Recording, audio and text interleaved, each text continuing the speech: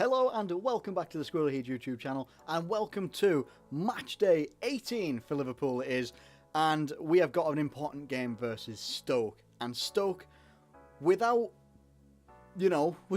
creating a pun, Stoke are no joke.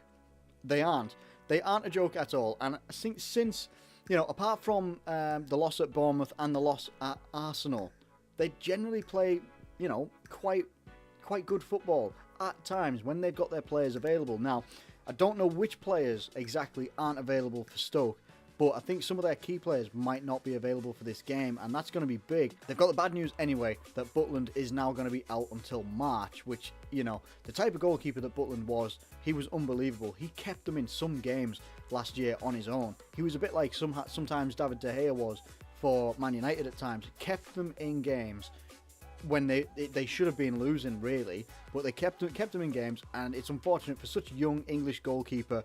It's unfortunate that he's having to go through this bad injury spell again.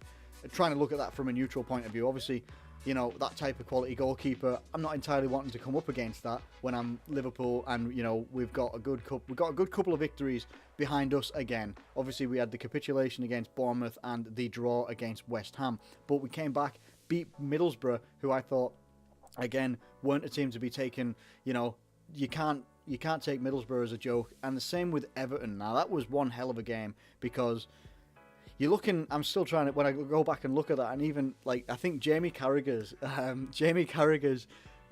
reaction to that goal that managed to get its way online and stuff like that, to that goal pretty much sums up probably every Liverpool fan when that goal from Mane went in.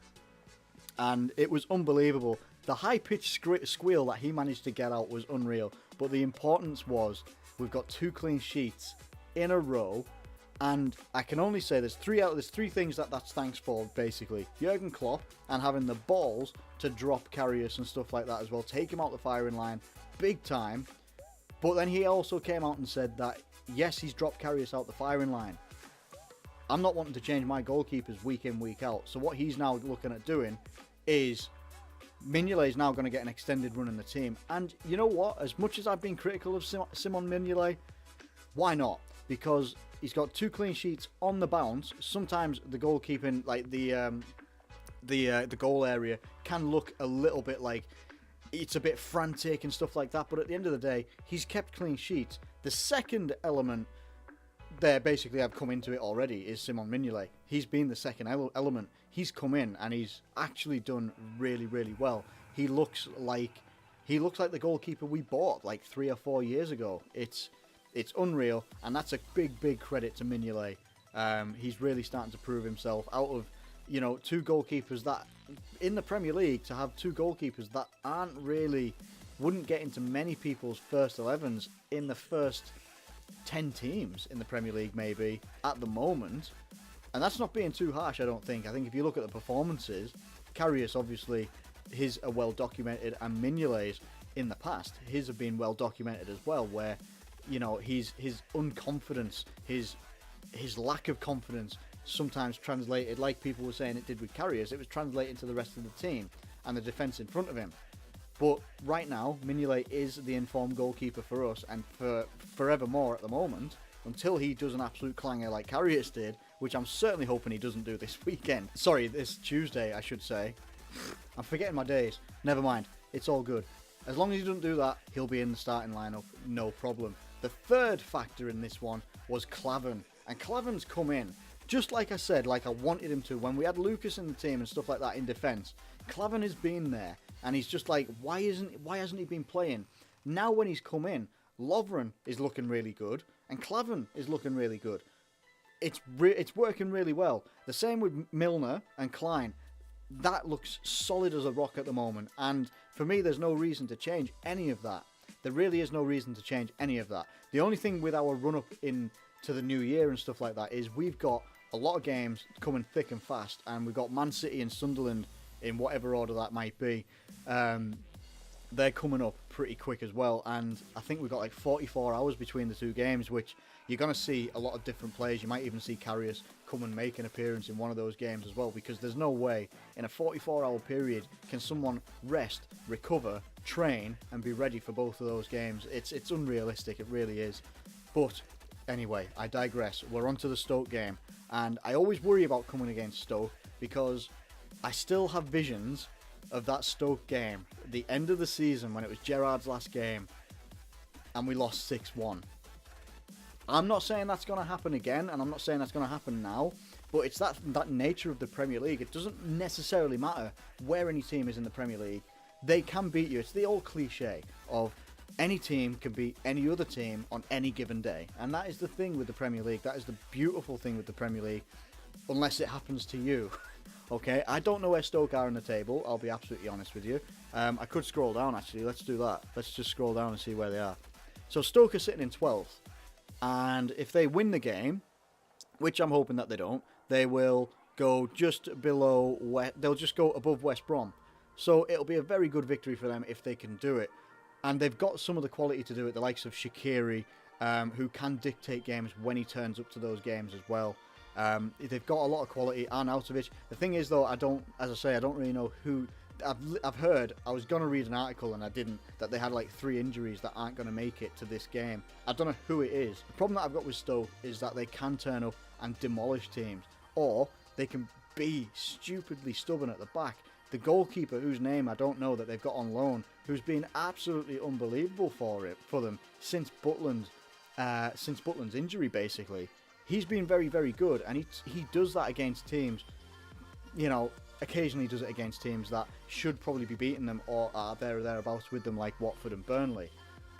They're doing it against teams like that. They're not necessarily doing it against the likes of Arsenal, and obviously back even then, Arsenal weren't playing at their best, but they're still getting 3-1 victory. So, I mean, it's there for us to take. And it depends on the starting lineup that we go with, obviously with the fixtures that are coming up as well. I think it does obviously depend on that. I think they're definitely going to be wanting to use Mane, because we'll have to before he goes to the African Cup of Nations, which is going to be... I think that's going to be harder than people think. I know Mane's coming out and saying that they'll be better than they will be with me, which sounds weird. And then Klopp's obviously saying we've got the quality in the team. Coutinho could be coming back, but he's not going to rush him back for the Man City game. We have got options there, but with that type of pace and control and aggressiveness that he has, we don't really have an alternative for that. And when we didn't have it, I remember when we didn't have it against Burnley, second game of the season, or whichever game it was, I think it was the second game of the season, when we didn't have that, and he wasn't in the team, it showed badly that we lacked it. The only player I could think of that would possibly give us anywhere near that would be Lazar Markovic, but he's on loan at Fenerbahce and struggling over there. So, I mean, it's... Obviously, he'll have a plan for what he's going to do in terms of, like, maybe changing the formation, changing which players come in. Maybe that's where Sturridge comes in. Does Sturridge come into this game? I don't know. I'm not entirely sure. Sturridge comes on against Everton and looks electric. But sometimes if you start Sturridge, he doesn't start like that. At the moment as well, though, Firmino has gone a bit out of form. He's gone off the boil quite a little bit. Is it time to take him out? Give Origi and Sturridge maybe something up front as well? I'm not entirely sure. But if Sturridge was on form, Origi's on form, and Mane's playing very well as well, that would be unbelievable to have up front. And then if so, you've got Firmino on the bench to come on and do his usual running around work that he'll always do. Lallana is our player of the moment right now, and he's unreal. He's unreal whenever he's on the pitch. He's always working hard, and he's always looking to assist or score a goal. And he's doing very well. At the age of 28, he's really starting to look very, very good for us, and we're very fortunate to have him in that regard. Henderson, Wijnaldum or Can, whichever, I'm not entirely sure which, but Henderson for me, I think he put in a hell of a captain's performance at the Everton game. Didn't set a light or anything like that, but he put in a very good captain's performance, kept control, kept the mentality right on the pitch, and it was very, very good. So he's obviously going to be a starter for me as well, as long as he's fit. And then for me, probably... I don't know, you could choose between Can and Wijnaldum, but for me, I think possibly Can at the moment, because I think Can, he's got that drive going forward. I think he's more powerfully built at the moment as well, and it's going to be a physical battle against Stoke, so I'd probably put Emre Can in there. You want people that are going to be physical and can be physically imposing, which is why I'd probably go for the likes of Origi up front and Firmino probably to be in that front line as well, just because, yes, Sturridge is nice to have in there, but he can get bullied off the ball. He's got a lot of skill, but can sometimes overskill in some ways or try and overplay. It's one of those. I think I would go with Firmino and Origi because they will work their asses off. And I'm not saying that Sturridge won't, but they've got the physicality to go with it and the mentality to go with it as well. Sometimes Sturridge doesn't. That's my team prediction on that one anyway. I think Stoke is going to be a tough test. And I think in my mind, I'm thinking this could end up being a draw, which would be devastating. A little bit, anyway. We'll still be in the top 4. All the other teams have played around us, and they all won. Arsenal won at the death. Man City won, and Chelsea won as well. So Chelsea are continuing their streak, and regardless, they'll either be 9 points.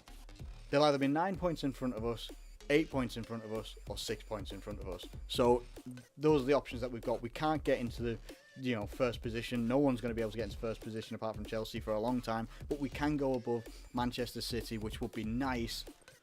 But again, it's only game 18. We'll still have 20 games to go. So we're getting closer to the point where I'll start saying that Liverpool are in a title race. But until then, I'm not saying I'm keeping stum on that one for damn sure. If you go back and listen to the team that I put together, yeah, I think that we've got enough in this team to get a win. I don't think it's going to be a blow-away win. I think this could actually end up being a bit like the Everton game, where we're going to be battling, they're going to be battling against us as well. They're going to be very physical against us, I think, because that's just the type of team that they are, but they do have the quality in the likes of Shaqiri to be able to get an end product into the box or do something just out of this world, like when he's had his shots out the box this season, took a free kick. He's got that quality, and we have to watch out for that and make sure that we don't concede stupid little fouls or anything like that around the area, and especially not in the box, obviously, because I don't want to give away a penalty. But I think it's going to be a tight game, and I'm going to go for a 1-0 victory for Liverpool, because I see the margin, not the quality. I think the quality is more on our side, and we do show a lot more battle, but I think Stoke are going to battle as well, and I just think that we'll have that little smidgen more of quality than Stoke will have, and that will get us the victory. But it's going to be tight, and don't be surprised if this ends up as a draw. Fingers crossed, not a loss though. So anyway, that's the end of the preview. I hope you've enjoyed the video. Please let me know what you think. Stoke fans, what do you think the result's going to be? Who do you think your player of the match is going to be?